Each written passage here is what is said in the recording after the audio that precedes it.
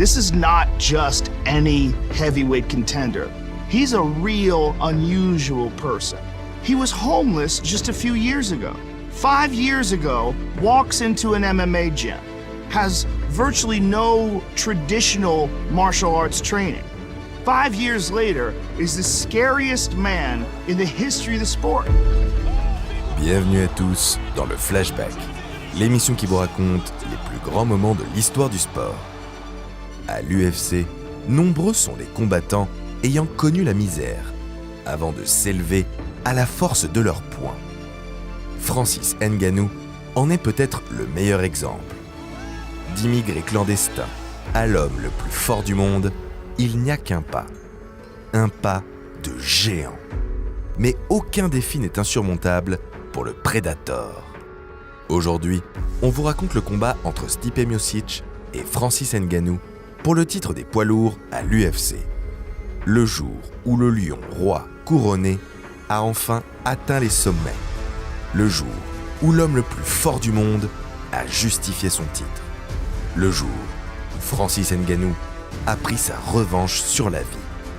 Alors, serrez la mâchoire, on prend notre fameuse machine à remonter le temps, direction Las Vegas, en ce 27 mars 2021. Vous êtes prêts? Let's go! A Cameroonian with a dream, Francis. I'm here to become the champ. He's literally a 1 in a million type athlete. The biggest win of my career is coming. And one man stands in front of him. And that man is Stipe Miocic. He slapped him! Too easy! Too easy! He had 2 successful title defense, but for me, I don't feel like he's the best. They need the new blood to change the thing up. Now is my time. Tous ceux qui ont goûté au point le plus fort du monde savent qu'il est très difficile de s'en remettre rapidement. Mais heureusement pour une récupération optimale, il existe la literie EMMA. Avec sa large gamme de matelas, dont l'hybride V2, élu meilleur matelas 2023 testé en France, profitez d'un confort extrême. Et pour accompagner vos nuits autrement, EMMA propose des oreillers avec la technologie AirGrid, mais aussi des surmatelas, des couettes et toute la panoplie pour passer la meilleure nuit possible. N'est-ce pas, Jordan? En plus, EMMA propose 100 nuits d'essai et 10 ans de garantie. Alors, plus d'excuses.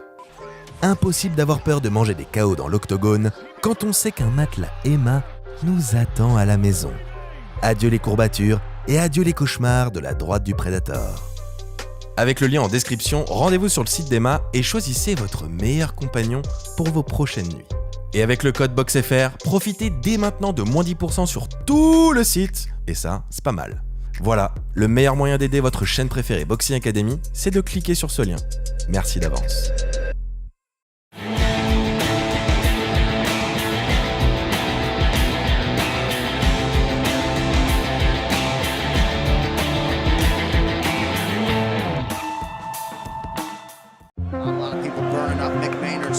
Try to get a matchup with Ngannou! Oh, goes the ring! Francis Ngannou has arrived! Sans transpirer, Francis Ngannou explose le menton d'Alistair Overeem. 6e combat, 6e victoire, 6e finish. Personne ne semble arrêter le nouveau phénomène de la catégorie des poids lourds.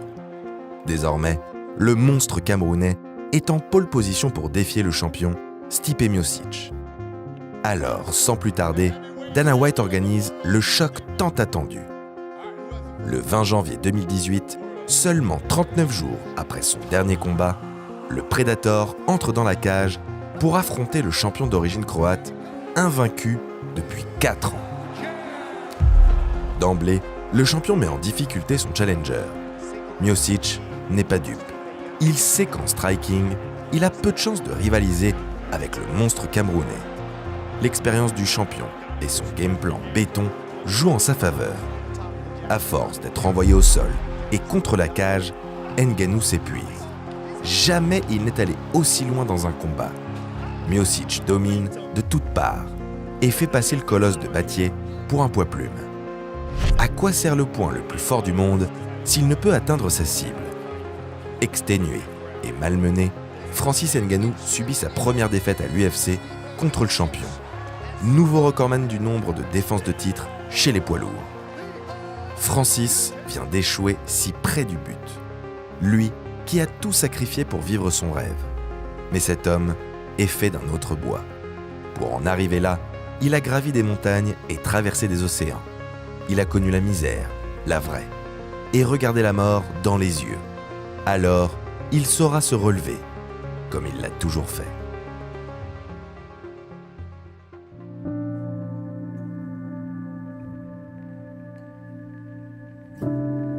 Dès sa plus tendre enfance, son destin ne le ménage pas.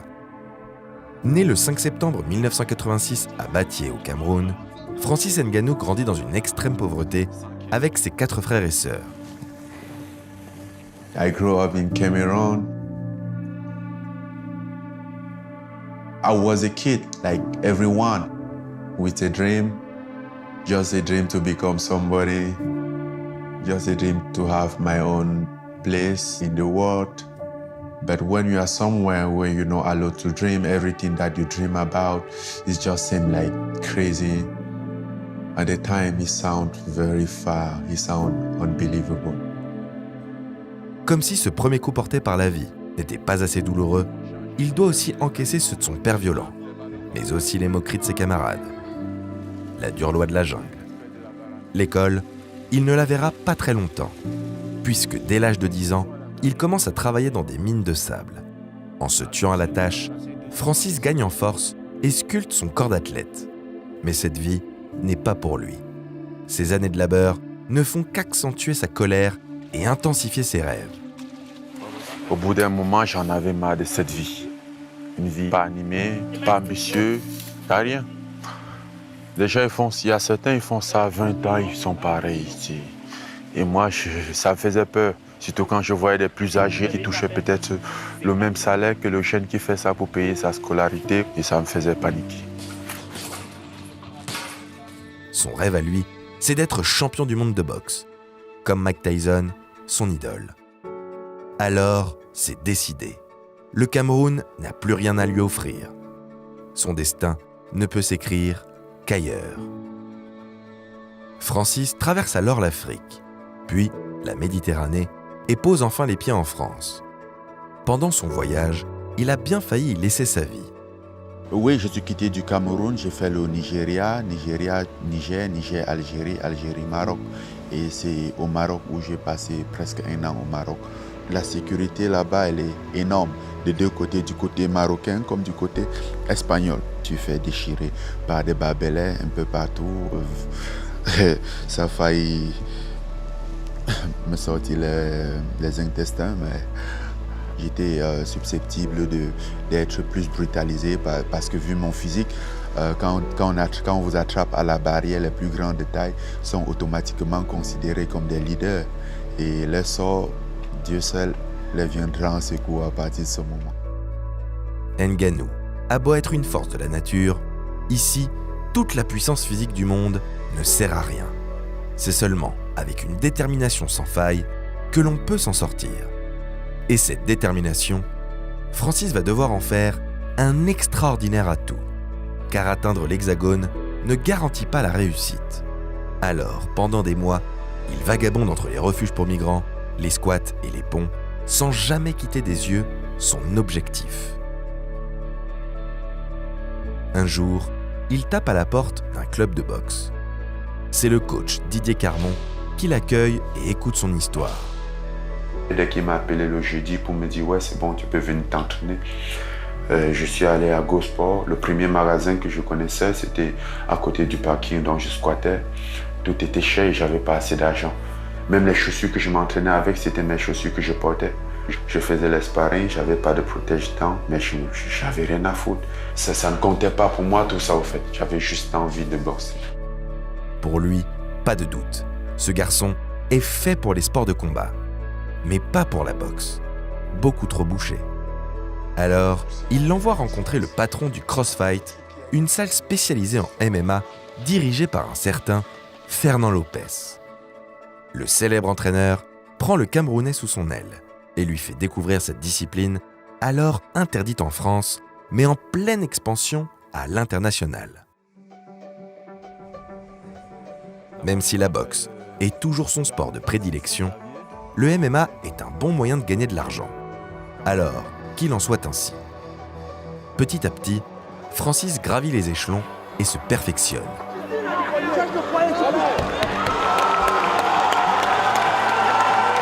Francis qui débute très agressivement. Oh, il lui fait une guillotine debout. Ah, à la péruvienne. Au départ, il compte surtout sur sa puissance de frappe et sa domination physique, mais progresse à une vitesse folle, au point de signer à l'UFC en 2015, seulement 2 ans après ses débuts dans la discipline. Ça y est, le lion est dans la cage. Pendant 2 ans, et durant 6 combats qui n'iront jamais plus loin que la 2e reprise, celui qu'on surnomme le Predator diffuse la peur chez les lourds. On a rarement vu un tel phénomène physique. 1m96 pour 121 kg. Un prédateur parmi les prédateurs. Surtout que Francis ne craint personne, jusqu'à preuve du contraire. Ce ne sont que des humains comme lui qui se présentent dans la cage, avec 2 bras, 2 jambes et une mâchoire à fracasser. Pour ça, il peut compter sur sa gauche surhumaine, désignée point le plus fort du monde. L'équivalent d'une Ford Escort lancée à pleine vitesse. Rien que ça. En un uppercut, il peut déraciner un arbre. En un crochet, il peut fendre le ciel. Mais le pire, ce sont ses frappes au sol, plus dévastatrices qu'un missile Predator. Bref, debout, c'est un casse-tête insoluble. Mais on l'a vu, la solution se trouve au sol. Ngannou est encore trop inexpérimenté en lutte. Et sa défaite face à Stipe Miocic va tout remettre en question.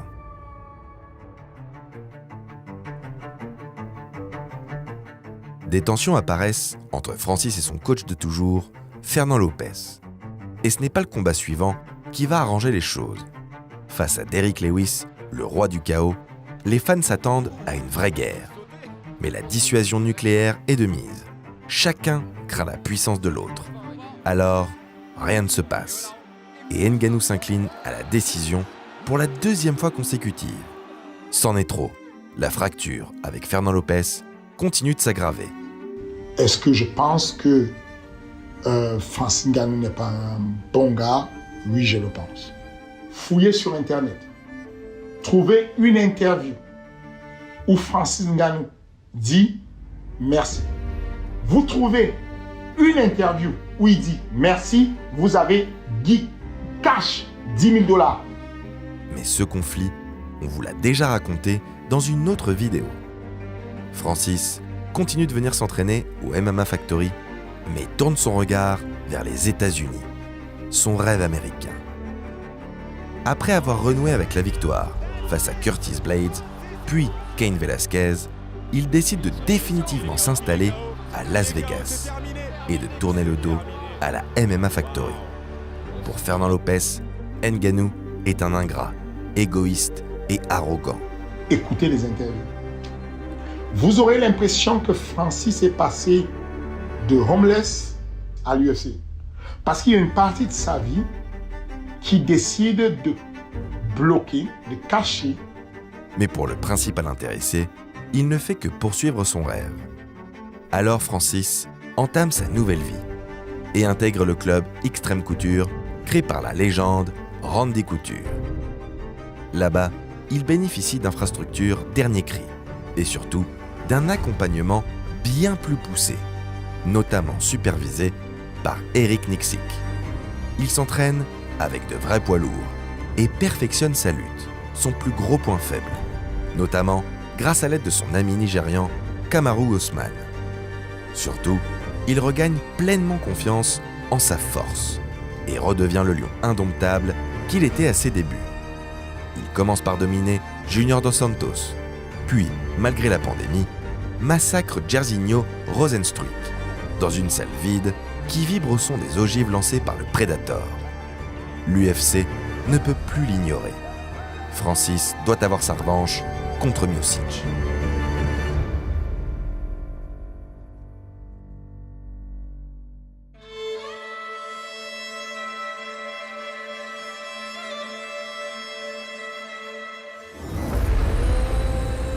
Ce dernier sort d'une formidable trilogie avec Daniel Cormier, l'établissant définitivement comme une légende vivante des poids lourds. Le Croate, émigré très jeune aux États-Unis, compte bien poursuivre son règne sur la catégorie. Froid comme l'hiver, Miocic est ce genre de combattant sans pitié, qui ne se laisse jamais submerger par la moindre émotion. Bourreau de quelques-uns des plus grands combattants heavyweight, le Croate sait jouer de sa lutte pour maîtriser son adversaire, mais aussi faire parler son poing de glace pour refroidir n'importe quel combattant qui aurait l'impardonnable idée de faire une erreur. C'est donc lors de l'UFC 260, le 27 mars 2021, que la revanche entre Francis Ngannou et Stipe Miocic est organisée. Depuis leur premier affrontement, les choses ont bien changé. Francis n'est plus le même. Lors de ses 4 derniers combats, il n'est resté seulement que 2 minutes 30 dans la cage en cumulé. Ce soir, il ne compte pas s'y attarder plus longtemps. De son côté, Miocic a l'air toujours aussi détendu. It's time! Ngannou! Stipe Miocic!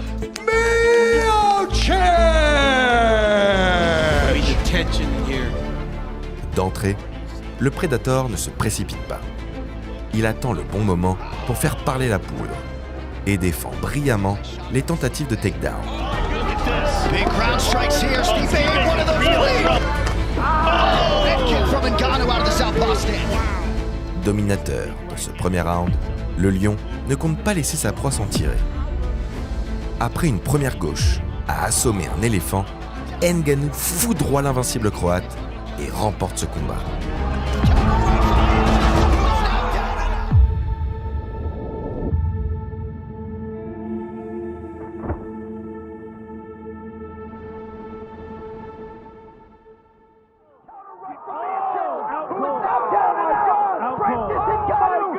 Finally call himself the greatest heavyweight in the world! You go into the fire with Ngannou, you go to sleep. Oh my goodness! Wow. That was nasty. That's as nasty as And new undisputed UFC. Ce soir, le Camerounais prend sa revanche contre Stipe Miocic, l'un des meilleurs poids lourds de l'histoire, mais prend surtout sa revanche sur la vie. Ce garçon des mines de sable, cet immigré arrivé à Paris sans le sou, cette force de la nature a tout traversé, tout sacrifié pour réaliser ses rêves. De son poing jaillit la force de 10 hommes. De son front perle la sueur d'une vie d'écorché vif. Mais sur sa tête trône désormais la couronne du roi d'Afrique. Et autour de sa taille brille la ceinture du champion du monde. La suite, vous la connaissez peut-être. Ngannou défend sa ceinture contre Cyril Gane, le nouveau poulain de Fernand Lopez, puis quitte l'UFC en champion.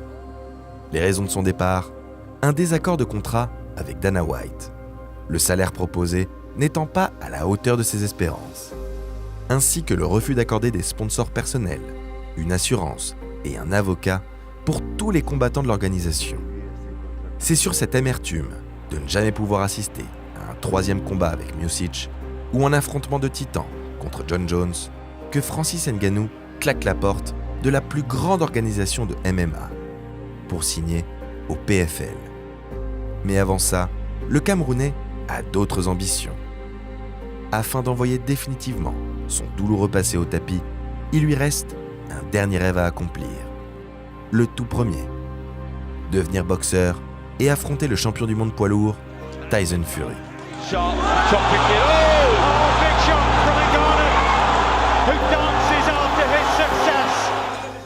Le cycle de la vie est parfois joueur. Enfant, le petit Francis se passionne pour le noble art, qu'il pratique dès l'âge de 7 ans. Mais c'est pourtant bien grâce au MMA, une discipline barbare, qu'il va atteindre les sommets, avant de tout lâcher pour revenir à son premier amour. La boucle est bouclée, et quoi qu'il arrive, Francis Ngannou est un roi couronné. When you are somewhere where you're not allowed to dream, everything that you dream about, it just seems like crazy. At the time, it sounded very far. It sounded unbelievable. Today, when I think about it again, I'm just like, I did it, man. You know, it's incredible.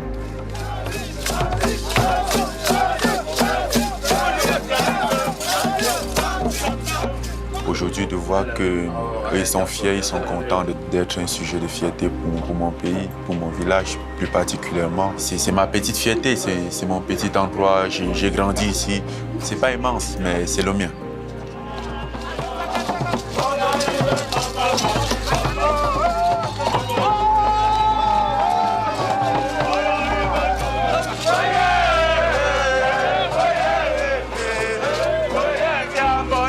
Papaya.